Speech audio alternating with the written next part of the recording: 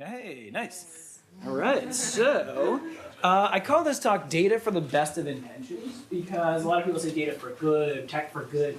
I feel like that's a little bit too maybe flippant or presumptuous. Presumptuous, exactly. Yeah. We try our best, but we don't always get there. It's part of what I want to talk about today.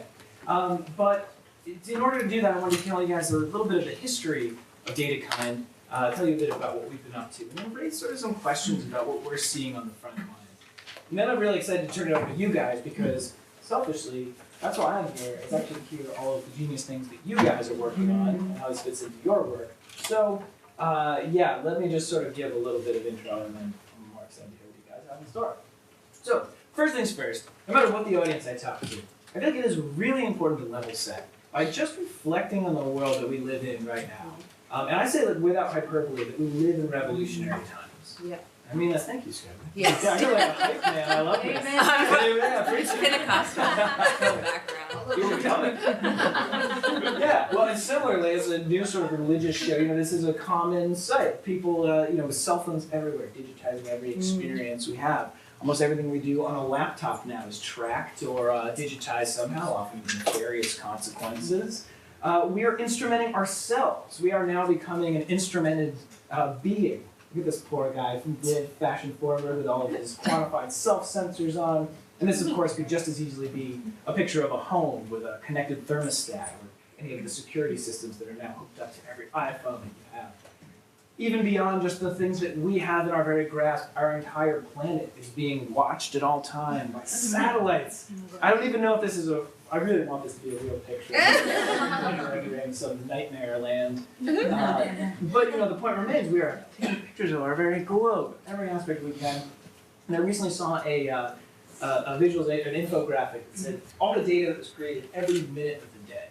And it says Twitter users tweet 277,000 times, Facebook users share 2.4 billion pieces of content.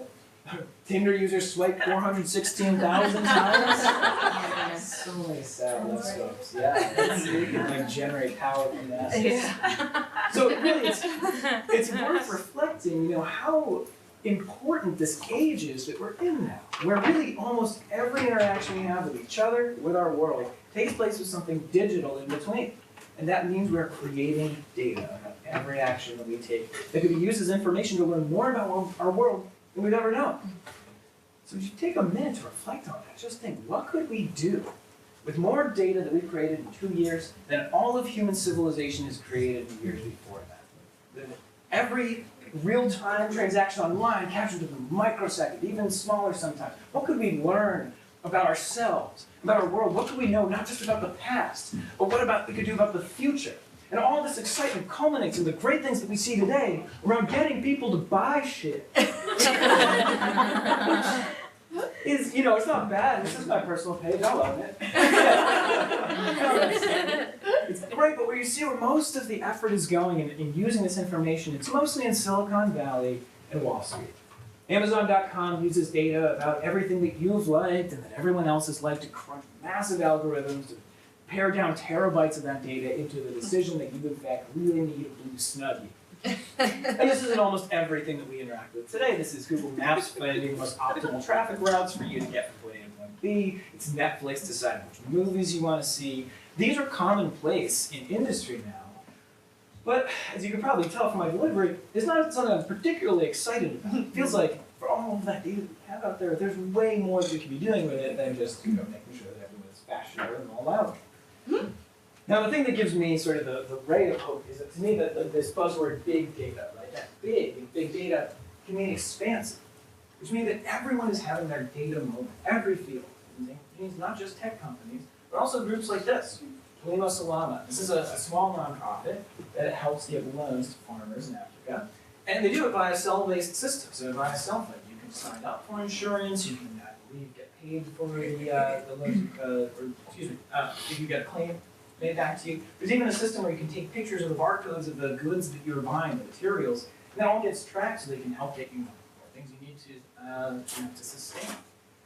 The exciting thing about that is that means there's data pouring off of the system. Data about everyone who's made that transaction. You could look at price changes, you could more optimally set up the system so you could learn more, help people more, help farmers be more sustainable. So that's really exciting, is that you're seeing these places crop up that, where they could use data to make better decisions as well. The challenge is most nonprofits have no one to help them do that. They're incredibly resource constrained. Data scientists are incredibly rare and fairly expensive. Even more than that, just threw a data scientist in with a nonprofit, there would be such a chasm in how they could work together that it might do more harm than good. It's a knowing laugh because of someone who's been there. Yeah. Yeah, the human history is littered with failed, let's throw this new tool at you kind of approaches. So that's why we founded DataKind, which is a nonprofit that harnesses data science in the service of humanity.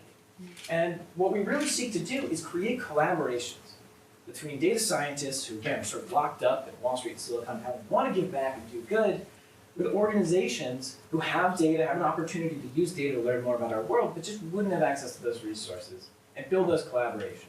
So we do this in a number of different ways, ranging from weekend events, like take a hackathon, but try to give it a little bit of structure and purpose so that you actually have data scientists working alongside nonprofits, all the way up to our more sustained engagements, like the Data Corps, where people can volunteer for 6 months.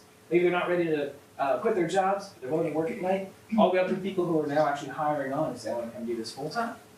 So it's a very exciting model for us to understand how, basically, a way to give these data scientists a chance to sort of have a social impact and make sure that social organizations can improve their impact by working together. So I want to give just a few examples of what some DataKind projects look like to kind of paint the picture. So the first one I want to talk about comes from a group here in New York called DonorsChoose.org. And DonorsChoose.org is a website that's kind of like Kickstarter for public schools. So teachers will request things they need, they don't have funding for. Like here, Mrs. Boston is trying to fund her future scientists. And they would like a student classroom dissection kit. And they need to raise the money for it, so individual donors can go ahead and actually donate to that if they think that they should have that. Now, why don't you throw it out to you guys? Let's say that you're Donors Choose, and you have run, let's say, thousands of these projects with people asking for different items. What might you be able to do with that data about what teachers are asking for? Yeah, sure. You could figure out quite quickly if there's a certain item or set of items that a lot of teachers seem to need that they're not able to get. That's a great one. Maybe is there a common need that everyone's missing? Yeah, and maybe you could get that funded for them, because that's a really key piece. Great call. Yeah. I guess analyzing the school budgets and where to allocate funding. Oh, interesting. Yeah, and I'm going to sort of take a leap from what you said to say maybe the budgets aren't set up properly if people have to go to DonorsChoose.com or .org to get stuff. Yeah, school budget. Yeah. Along those lines, you can see the range of what things cost that they're asking for. There you go. Yeah, like are people just looking for a little trinkets, or is it really the big ticket items they can't afford? All fantastic use cases. And actually, the one that you had mentioned was the one Donors Choose was interested in, was saying, if we could look at this data, could we understand what different schools are asking for and how school budgeting should be different? So they were really excited by this because here this nonprofit, who just set out to create a Kickstarter kind of site, was sitting on a data set that nobody else had that could inform policy, but still had a challenge. The challenge is if you look at the data, it's very hard to tell at a high level what things are, at a more high level. So for example, if you wanted to answer how many tablets our school is requesting, well, you could go look in the database, but that iPad up there is listed as Apple iPad Mini 2 with Retina display, blah, blah, blah, blah. And this is an Amazon Fire HD 7-inch. And the challenge is there's no real easy way for a computer to know those are the same things. So we got a couple data scientists in, and we were able to build some statistical models that actually solved that challenge. So they could actually go back and say, hey, these are all tablets, these things over here are all books, et cetera, et cetera. And what Donors Choose was very quickly able to see were some confirmations of anecdotes they heard before. So what you're looking at here is the types of requests that schools make by poverty level. At this kind of, each row is a class of school. So at the top, these are the highest poverty schools, the poorest schools. Some at high poverty, moderate poverty, and the lowest poverty at the bottom. And each of these little bricks inside here are basically the proportion of types of things they ask for. So what you should take away from this picture is that touchscreen tablet accessories, so basically working on an iPad, you see those pop up most prominently in the lowest poverty schools, most well-off schools. No surprise, the poorest schools don't really care about tablets, or at least they're not requesting them. On the flip side, really common goods like paper are most commonly needed by the highest poverty schools. And we're not talking construction paper or like some cool art paper. These are basics for these schools. In fact, there were stories that Donors Choose was getting that some teachers would actually have to go to the bathroom to get toilet paper to use as writing paper for their students. Jeez. Yeah, so this was a way for them to actually step back and say, people are using our site, to your point, to help fund their basic needs. This shouldn't be happening. The ownership should be for the fun field trip. So that was a really interesting moment where a innocent nonprofit suddenly become a holder of data that can inform policy. That was really cool. Another example comes from actually here in New York as well. The New York City Parks Department. So not just nonprofits, but governments are facing this too. And the Parks Department, they're an interesting agency. In fact, we did this for a side note, we did this event actually here at DSI, so it's nice to bring it full circle. These guys, they have data about every single tree in the urban forest, what they call the trees in New York. That was a gorgeous imagery. Not always what I think of when it's like a scraggly one tree in an apartment. But yeah, the urban forest, they have data about every tree that's ever been planted, how it's been modified, how it's been picked up. And they said, could we use that data for more than just reporting? Could we learn something from it? And in particular, one of the challenges they have is they have a pruning program. They basically go out and prune tree limbs with dangerous. They don't want them to fall on a tree or a car or a person. And so they go out and prune them, but they do it by gun. This looks like it needs to be cut down. You don't even know if it's necessarily helpful. So they say, could we use this data to figure out if when we cut down the tree limbs, do we actually prevent more disasters? Well, we teamed them up with this guy. It's not like a familiar scene. This is Brian D'Alessandro, and he spends his whole day at an ad tech company figuring out if he shows you an ad, are you more or less likely to buy the product? It turns out to be exactly the same statistical model you could use with the trees. And so he and a number of other people built a couple of tools around this data, one of which was this visualization of all the trees in New York. Something that was really interesting to me was that New York Parks Department had never seen it this way. Weren't able to navigate it this way, so that was really fascinating. But more importantly, Brian and the team found a very specific number. The number is 22%. There are 22% fewer disasters on the blocks where they prune these trees than the ones where they did. That was similar. So this was a huge moment, a moment where an agency was just going around and sort of going by gut, actually had statistical proof that they were improving something. And they started to get flooded with requests from other urban forestry agencies saying, hey, how can we do that too? So the last example I'll close with is with a group called Give Directly. And Give Directly, for those who are familiar, is a group that gives cash transfers directly to the poor. Their idea is, we don't need loans, we know how to use the money, there you go. Now, in order to do that, they wanted to find the poorest areas of Kenya and Uganda where they could deploy their services. There's lots of villages they could Give Directly in, but they can only pick a few. So how did they figure out the income level, sort of the relative wealth of villages in Kenya and Uganda? Well, one of the ways they do it, they actually do a household survey. They go from house to house and send volunteers out to record actually the types of roofs that a house has. And if you have a thatched roof, you're a little bit less well off than somebody who has an iron. And just for perspective, this iron roof in this town is the sort of wealthiest house in that village. So you can actually see income levels cut fairly starkly. And so, it's a pretty good system. It's a nice indicator for poverty. The challenge is it takes a long time to collect all that data. You gotta send people out on foot to just walk around the entire country. That takes a heck of a long time. So we teamed these guys up with a couple of data scientists, one from IBM, who said, if you look at aerial imagery, you can actually probably see these roofs pretty well. So right here in Google Maps, you can see there's a couple of thatched roofs here, and then right over here is a really bright iron roof. So with that, they built an algorithm that would go through and actually identify the roof types. And if you're not accustomed to reading predator vision, which is basically drawing you back to say, this algorithm can run over these images and you'll see these little red dots in the center of the hut so that you can identify the structures and the types of roofs. For that, you can create a roofiness map in just about 2 hours. So, and I say roofiness because there's, to be proper, it's not poverty per se, this is sort of proxy for any international development experts in the room. But this is really profound. Profound how much quicker you can build something like this than you would just doing it traditional methods. And how this is now done not by huge government agencies or big multinationals, but a couple of people sitting around with laptops. That is a real democratizing moment. So, those are just 3 examples. And one of the things that I think is really important to note about these is that in every single case, these projects didn't end just with the organizations we worked with. Each of them have had some kind of follow-up, either from donors choose going out and using this to shape policy in Chicago, or Give Directly. We've had requests from the World Bank saying, hey, could we use this to create our own poverty maps? This is something we could adopt. Or even the New York City Parks Department. Canary requests from other cities. And that's what's really exciting to us, is that these projects aren't just for one individual group. They have this potential to scale, really actually transform the way the sector they actually do things. So that's what we're really excited about. So just to give you a glimpse into what DataKind is thinking about in the future, one of the things we're really excited about is the way that we are expanding what we do. And these are our chapter leaders from our 6 chapter cities around the world. From early on, we got requests from people saying, I want to do this, I want to work with nonprofits, I'm a data scientist, how do I get involved? And so last August, we launched a group from, groups across the world from San Francisco, DC, Bangalore, Singapore, Dublin, and London. Of course, we're here in New York. And this has just been a fascinating group. I mean, you can tell how down they are to just be goofy in front of the camera. It's super important. That was one of the interview criteria. The other thing that's great is they're kind of like a global learning lab. You know, they're running into such different issues in Singapore than they do big data work than somebody in San Francisco is.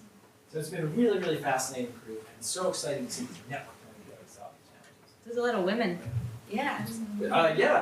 You know, this is something that we should have used data to confirm by now. But at least anecdotally, people have felt that at our events or at the space that, at least in a lot of tech events, we'd say Yeah. fairly male heavy. But we tend to have, I would say, 60-40 men to women. Interesting. And so there's been a lot of conjecture about that. Is it the fact that we're doing social good? And I think it's just that they put the men in the back. They did put them in. I am noticing that now. That's true, yeah. There's like 13 dudes that you just can't see. Yeah, we need to make it look Still, it looks good. Yeah, well, It's a height. it's good design. Yeah. But no, in seriousness, we do see that. We're very excited about it. That's really a good moment, especially when STEM takes such a hit for being so male heavy. The other thing that we're really excited about is we're also building a full-time team to actually go deep on these issues. You know, a lot of our work, of course, is done with people who volunteer a little bit of time, but we're now excited that people are coming on full-time to look at these challenges, really go deep, and say, answer questions like, how could data science advance human rights? Really, what does that mean? So that's really exciting. So I could just go on and on about DataKind, I'm sure we'll get into that in the question. But what I wanted to sort of close with was talking a bit about some ideas that are top of mind for us, that are either inspirational in your view, or that have really caused some hiccups for us that you might get before. So the first one I want to bring up, I call it design with data. And this is just to remind everyone that this is still very much a design process. People, and I'm not an expert designer, so I look to your guys' help with this. A lot of people think that what we do is just build technology and kick it out the door, and everything goes great. But as you might imagine, there's a huge element of designing this product for the group that needs to use it. So in the example I just showed you, the Give Directly example, we hit a huge snag early on. What you're seeing here is a tool that we built to help volunteers label the types of routes that they saw. Because what we had to do ultimately was, if we're going to look at a million houses, we had to train the computer first. We had to show it a few. We were like, this is what this thing looks like, so they can learn and then actually extend it. So we sent this to volunteers. We talked to them directly. They described what the house looked like. We gave them a little training. They went out. It was really amazing because our network went out and actually, I think it was something like 3,000 points to mean to label. They did it in a couple of hours. And that's great. Power of the crowds. Awesome. We built the algorithm. It ran quickly. It had a great classification rate. Give Directly went out in the field, came back and said, this is bonkers. The poorest villages that you told us to go to have crazy rich people in them. Like, it seems way off. What is happening here? And, well, actually, I'll throw it out to you guys. Any takers on what actually happened with how you saw it? Yeah. This is what I was thinking about when I was wondering how you made that indicator for poverty, because something about the fact that sometimes it's like relief organizations or other organizations, like there's so many reasons why you might have it in room. And so I don't know what the answer is, but that would be nice. That is almost exactly perfectly right. That is right on the right track, which is the reasons for why these things look the way they do. And what it came down to was not a relief organization using an iron roof. It was that there were all these structures that just weren't houses, but presented as thatched roofs. So kitchens are often thatched next to giant mansions or sheds. Or oftentimes the families live in compounds together, and the first son, moves out of the main house and builds his own house, which is a thatched house. He's actually super rich, so trust my kid. So that was a confusion, and what was frustrating for us was that this had been a long process with people on the ground ahead of time. So highlights the challenge that we only know as much as we can learn from them, but we didn't do enough early testing and find a way to quickly iterate on this to make sure that we were bringing something like that out. So that was really a big learning lesson for us. We spent a ton of time up front trying to get all the parameters right and then just really iterating a lot more. So that's been a big challenge for us. I wanted to put this one out here just because I think you guys are the future. When people talk about big data or data science, there's a real distance from it. In fact, actually, if I were to, we've been talking about it for a bit, but if I were to just throw it out to you guys, what do you picture when you hear the word data? Just shout out, what do you picture? Spreadsheets. Oh, for our spreadsheets, or there's something else? Matrix. Oh, the matrix? Okay, yeah, probably exactly that. Yeah. Spreadsheets, computers, like servers, and of course the matrix, the anonymous binary 12. And this is frustrating. Like, how do you think of data this way sometimes? That's really tragic. Because as we talked about, so much more person can do so much more. And someone actually pointed me to one of my new favorite sites called Big Data Explained, which is just pictures of big data in corporate marketing. And some examples. Yeah, the binary key unlocking the data. But this poor guy in the robo is surrounded by data. I don't know if he wears a suit in robo. Pretty much all they can all agree on is that big data is blue. So I bring this up flippantly, but I really think, one of the things that we see our job as being on answering missions is to demystify the sense of big data and data technology, the matrix or spreadsheets. It's so much more than that. It's information and it's thrumming through everything we do. We really want to find ways to make it more tangible, more human, and more understood data that we won't ever really ever be able to interact with it. So it stops seeming like this weird fetishized nightmare abstraction. So, unless you learn to surf. So, that's another key thing for us. The other thing I wanted to sort of throw out there is, we've been talking a bit about cell phones, laptops, the Google class. But a friend of mine was talking to me the other day, and she was like, this term big data is going to seem so quaint really soon. And what she meant by that was that we are just on the tip of the iceberg. I mean, there's, just reflect on that for a second, that all of the hype right now of big data is this idea that we've created more data now in like a year than we ever have before. And we're going to double that, or we're going to triple it. It's all these kinds of curves going up. And you sort of sense that urgency and that overwhelmingness. But I think the way it actually presents itself is really, really interesting. So one of the things that highlights this for me, this lesson of big data presence, the accessible data presence, is a project called 43,123 Pools. I have not visited, never will. How many people have seen this project? Oh, cool. Okay, great. So that's okay. This was a great project from an artist. I'm blanking on his name now. He was flying into Los Angeles and he looked out his window. He was like, my God, look at all this swimming pools. So many swimming pools in Los Angeles. I wonder how many pools are in LA. Now, in the old days, you might have thought to yourself, how many pools in LA? My challenge friends with a band, trying to figure it out. But, being an enterprising technologist, I said, all right, I'm going to go out and similar to that Give Directly example, I'm going to write code to pick out all of the swimming pools in LA. So he did. Built a coffee table book out of it. You can look at all the swimming pools. But he went one step further and actually said, I can use the Google Street View API to actually map a course between all the swimming pools, and I could actually visit all the pools myself. And so what this project actually is if I can get So here he's showing me the route he's going to take, and here he's driving the first pool. We're driving to beautiful sunny LA, and there it is, right back there, on the far side. And he's even done the dimensions of 3 and 5, in case you're curious. And then we're off to the next pool, so I'm leaving way to drive, and I promise you will not watch all 45,000. But there we are. Back there is a small pool back in that apartment complex. So there you go. So this is I think this is beautiful, by the way. I think this is a gorgeous art project and just really an interesting way of engaging with something that you might think of idly and actually be able to show. Yes, it is. What this hints at to me, though, are sort of two big thrusts that are worth mentioning. The first is that this is something.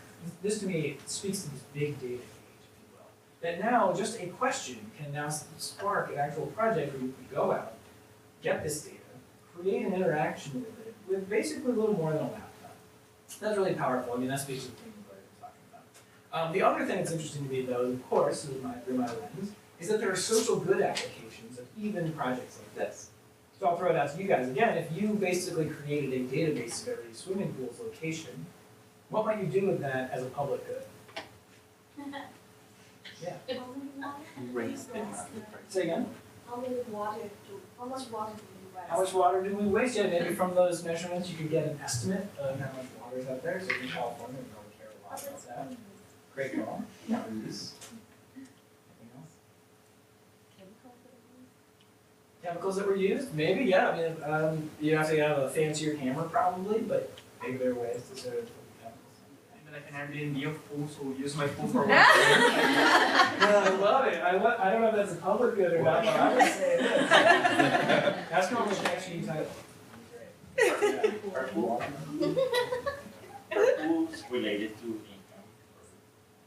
Good question. I don't. I would. Just my own personal feeling. I guess so. But I don't know. We use it poverty or economic indicator. Yeah, that's. I mean, we have to see if that holds, but that could be an interesting way to do it too. Yeah, good call. How many spaces are like wasted? Well, define waste. But there are enough. Yeah. Well, how much land? You have land usage questions. How much land is used by pools? These are all great ideas. Is someone writing those down? Okay, oh, sorry. Go ahead. One more. I was gonna add something to what Grace said, like how much of this water could be actually used for farming instead of swimming. Ah, there you go. Yeah. So building on that, yeah, water usage is a huge issue in California. I would think using water for irrigation or for planting or even fires perhaps.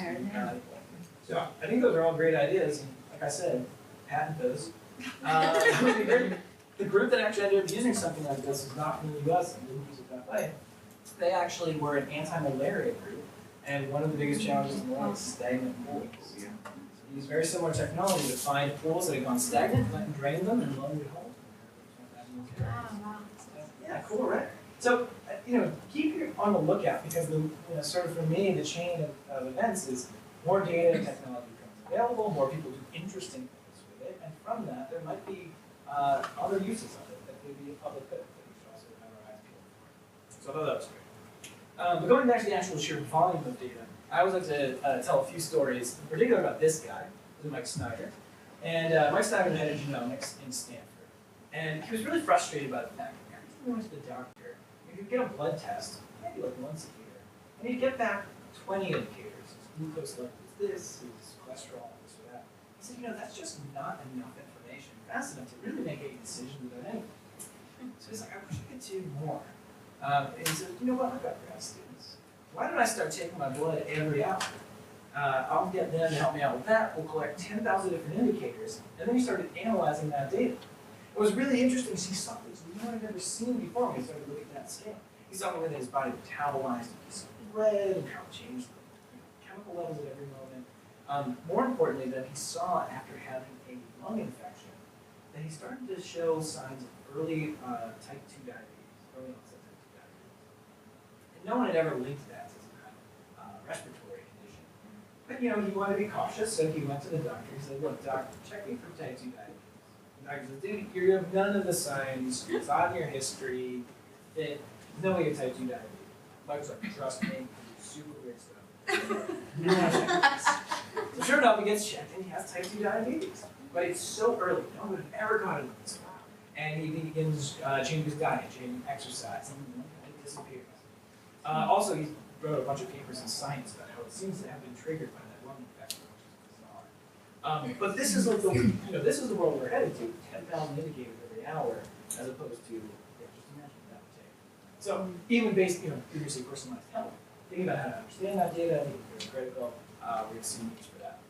This is also, sorry, I'll try to wrap up. This is my 12 interesting things for data. Related to that, sort of the public good analogy is this little guy called water canary. The water canary is a little sensor that you throw in situ in water, and it actually measures the contaminant levels, shoots that data up to the cloud, now everyone can access that. Super cool, super cheap, easy to deploy, looks really cute. All pluses, but now think about who's going to handle all that data. I mean, we're trying to deal with just the cell phone data we get, or website data. Now all of a sudden, everything's going to be instrumented, and you're going to start hearing not data for good, but Internet of Things for good, sensors for good. So this is all on the horizon. All those things we mentioned at the top of these revolutionary times, they're here already. This is already in existence. So get ready, basically. And so all this makes me realize big data does the same kind of thing. Last thing I want to touch on, and it's going to be in every one of these conversations, and it's such a fun conversation, is around the ethics of algorithms. Of course, you said, we become what we behold, we shape our tools, and then our tools shape us. And this especially applies to me when it comes to us building data-driven solutions to things, especially because obviously this debate has raged on around any product that people have designed from just basic handheld tools.